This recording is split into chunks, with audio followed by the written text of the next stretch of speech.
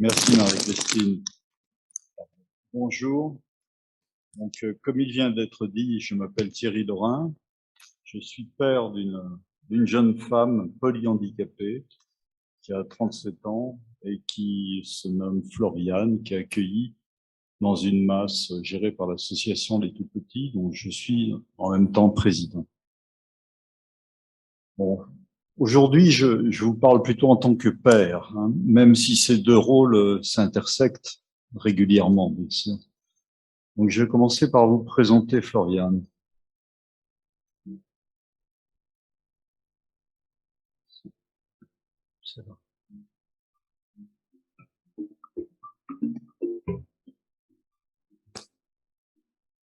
On la voit beaucoup avec son frère, sa maman et moi-même, et quelques images dans la masse où elle est accueillie, par exemple, ça c'est dans la masse.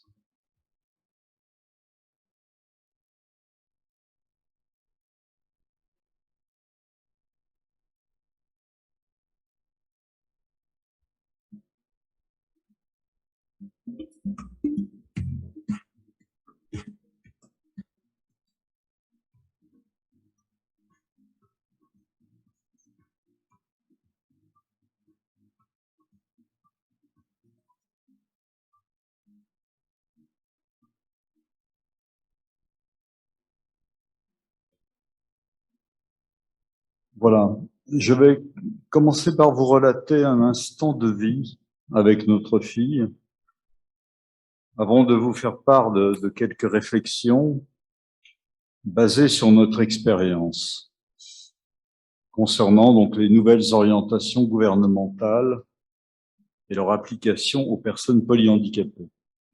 Alors après avoir écouté ce qui vient d'être dit par le philosophe, j'aurais peut-être écrit certaines choses différemment. Mais bon, c'est tel que je les ai écrits avant. C'est samedi après-midi et mon épouse et moi-même allons chercher notre fille à la masse où elle vit. Nous sommes un peu en retard et nous savons qu'elle nous attend. Sans moyen de mesurer parfaitement les heures, Floriane se repère pourtant dans le temps comme dans l'espace. Elle sait que c'est le week-end et qu'elle vient passer quelques heures à la maison, comme tous les samedis. J'ouvre la porte de son unité de vie et nous saluons les personnes présentes, résidents et professionnels. J'aperçois notre fille, elle est assise dans un fauteuil confort et nous tourne le dos. Elle reconnaît immédiatement nos voix et rit. Elle nous attend. Les professionnels qui s'occupent d'elle l'ont bien habillée, l'ont maquillée et lui ont expliqué, comme chaque semaine, qu'elle allait rentrer chez ses parents. Bien qu'elle marche encore un peu, il lui est difficile d'entrer dans la voiture.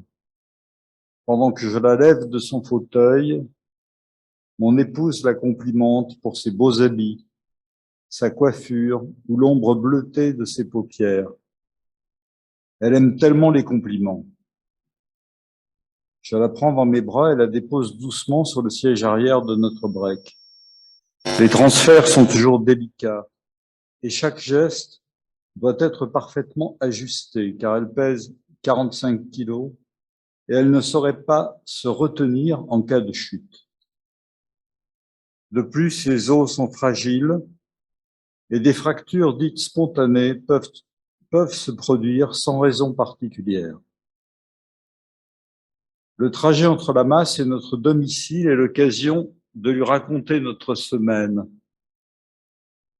de lui demander de ses nouvelles, de lui parler de ses activités, de ses amis.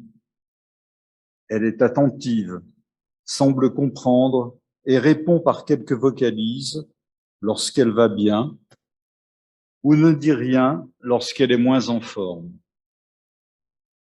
Arrivée à la maison, il faut l'aider à sortir de la voiture, bien sûr, et elle marche sur quelques pas pour entrer dans la maison tout en souriant avec sa maman. L'après-midi s'écoule toujours trop vite suivant un rituel quasi immuable. Jeux, histoire, appel à la famille sous Skype lorsque c'est possible, ou promenade. Elle reconnaît chacun et émet quelques sons. Elle adore voir et entendre son frère aîné et son neveu qui vivent à l'étranger. Elle retrouve ses livres préférés, ses peluches, ses musiques. Autant que possible, nous la laissons choisir l'histoire qu'on va lui lire ou la musique à écouter. Il est nécessaire de l'hydrater régulièrement à travers sa gastrostomie, puisqu'elle ne mange ni ne boit plus par la bouche depuis de longues années. L'heure tourne, il va être temps de retourner à la masse pour que son alimentation du soir puisse être mise en route sans trop de retard. Il est l'heure de la changer avant de partir, puis elle va se laisser dorloter par sa maman un grand moment, comme si elle voulait faire des provisions de tendresse avant le départ. Les rituels sont importants pour elle, notamment au moment des transitions, et elle aime entendre des mots et expressions qu'on lui répète depuis sa petite enfance. Elle les écoute, les reconnaît, les assimile. J'appréhende toujours un peu le retour du soir à son unité, mais cela se déroule le plus souvent très bien, parce qu'elle y retrouve des êtres connus qui l'attendent et l'accueillent avec bienveillance. Je lui glisse quelques mots doux dans son oreille et elle me quitte, souriante, heureuse de retrouver ses habitudes et ce cadre adapté et sécurisant. Voilà, au fil du temps, bien sûr, elle marche moins bien, elle a perdu en autonomie, elle ne parle pas, elle ne peut pas... Non, je ne vous énumérerai pas ce qu'elle ne sait pas faire, mais seulement ce qu'elle peut faire. Elle sourit, elle rit, pleure, crie, chante. Elle manifeste de l'empathie à l'égard de ses proches. Elle aime donner et sait recevoir. Elle apprécie les innovations telles que la médiation animale.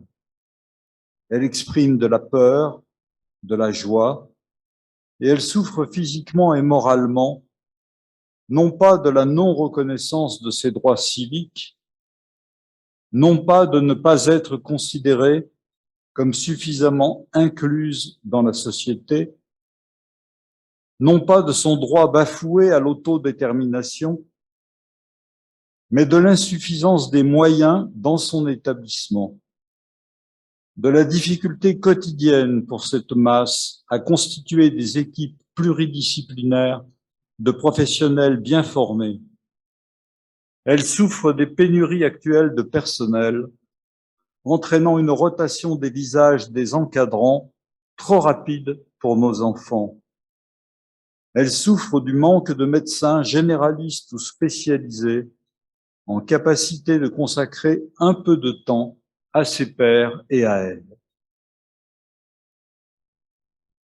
Et aujourd'hui, dans le cadre de ce colloque, où j'ai été invité, et j'en remercie Marie-Christine, je vous fais part de notre incompréhension vis-à-vis de certaines nouvelles valeurs portées par les politiques publiques discutées actuellement ce matin et pendant ces 2 jours. Oui, bien sûr, il faut en finir avec la vision misérabiliste du handicap. Oui, le regard du public doit changer. Oui, nos enfants sont des personnes extrêmement fragiles, dont nous avons le devoir de prendre soin. Oui, nous devons reconnaître leur place pleine et entière au sein de la société. Oui, l'innovation peut être positive et elle est souvent considérée comme une réponse nouvelle. Pourtant, depuis toujours, tous ensemble, nous avons innové dans nos organisations, nos lois et nos réglementations, et bien sûr sur le plan médical. Mais je crois que finalement, l'innovation n'est qu'un outil parmi d'autres pour améliorer la qualité de l'accompagnement de nos enfants. Et l'innovation n'est pas et ne sera jamais une finalité. Cependant, la globalisation des propos tenus par l'ONU, par les pouvoirs publics, par des associations amies, par des parents aussi, désireux du bien de leur enfant, m'interpelle. La généralisation du monde du handicap à une seule catégorie, celle des plus nombreux, conduit à une perte de sens du discours tenu et des termes utilisés pour parler du polyhandicap. Nos enfants sont nés sous un ciel gris. Et lorsque des éclaircies apparaissent, il s'agit souvent de fausses promesses dont la mise en application est quasi impossible ou augure de difficultés additionnelles.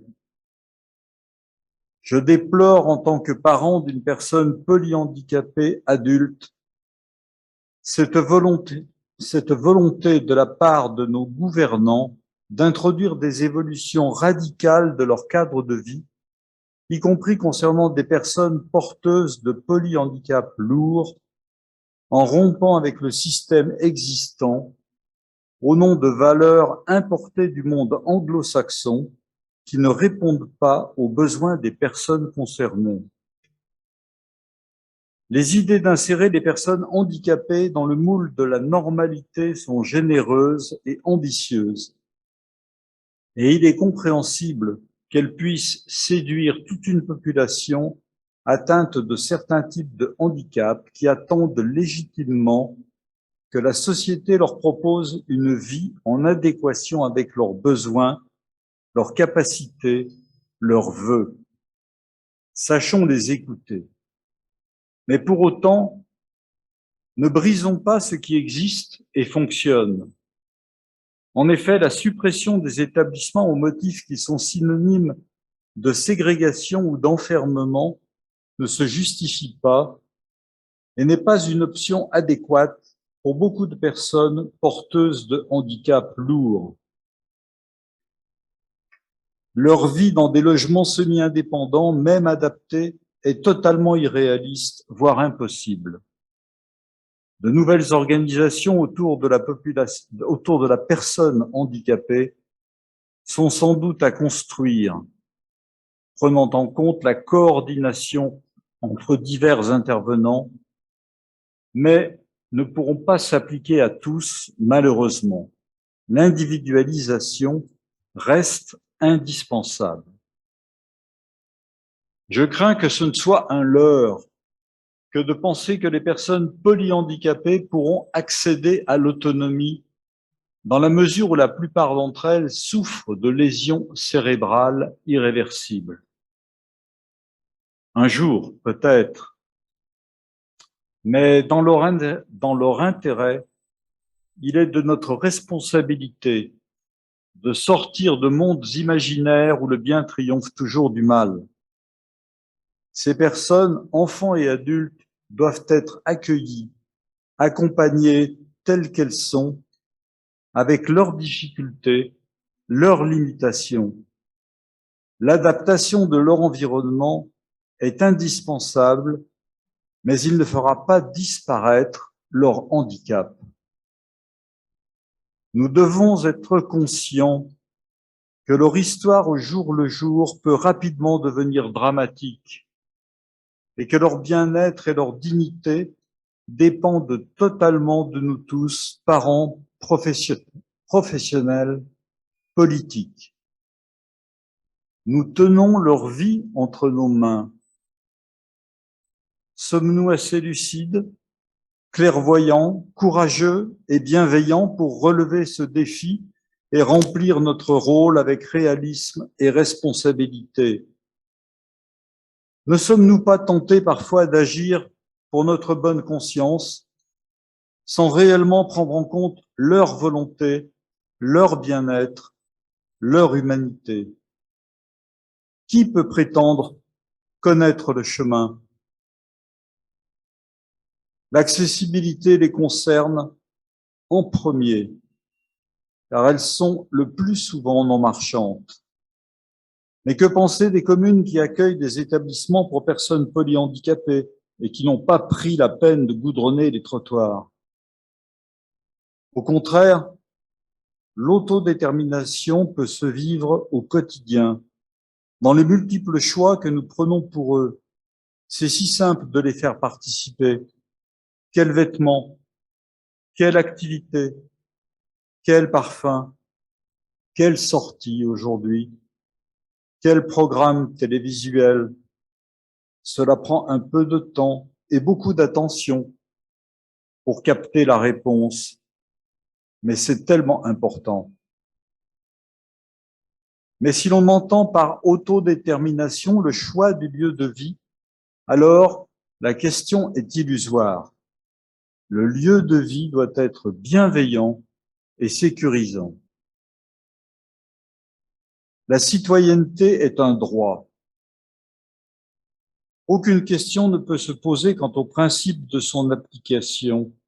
Seules les modalités peuvent éventuellement être discutées.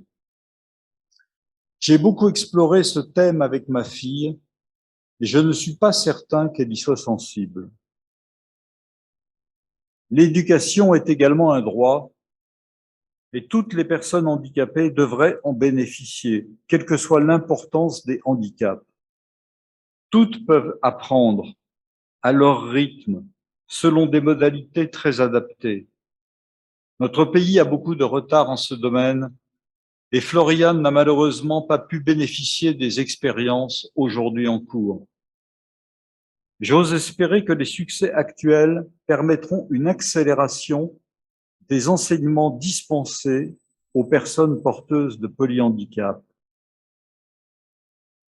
On organise quelques classes pour les plus jeunes seulement. Il sera nécessaire de repenser les cycles d'apprentissage qui ne peuvent être arrêtés à 16 ans. Les durées et les rythmes sont à adapter aux personnes et à leurs capacités. Au contraire, l'emploi ne les concerne pas, sauf dans quelques cas très exceptionnels.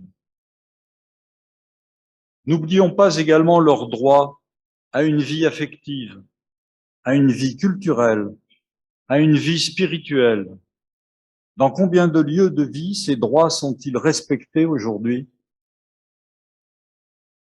L'inclusion est un objectif et non une vérité. Tendre vers cet objectif est sans doute très bien, mais prenons garde à ne rien casser de l'existant. Au nom de nos enfants, nous devons veiller à ce que cette nouvelle politique, et notamment la course à la désinstitutionnalisation et à l'habitat inclusif, ne soit pas seulement un moyen de donner satisfaction au plus grand nombre en diminuant des coûts, ce qui ferait des personnes polyhandicapées des victimes collatérales. Mais au contraire, l'élargissement de l'offre de lieux de vie doit être une opportunité pour que chacun trouve enfin l'option à sa convenance et qu'il n'y ait plus jamais de sans solution, plus de transferts en Belgique ou ailleurs, plus d'oubliés. Merci.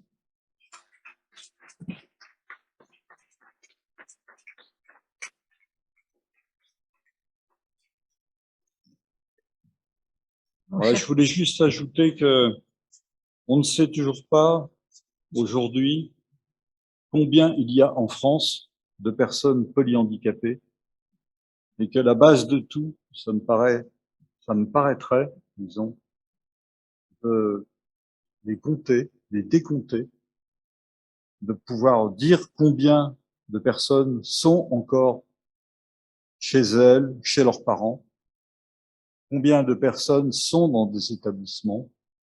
On sait combien de places sont offertes, proposés par des établissements pour personnes polyhandicapées, mais on ne sait pas combien il y a de personnes polyhandicapées. Enfin, moi, je ne le sais pas, en tout cas. Si quelqu'un d'entre vous a la réponse, merci.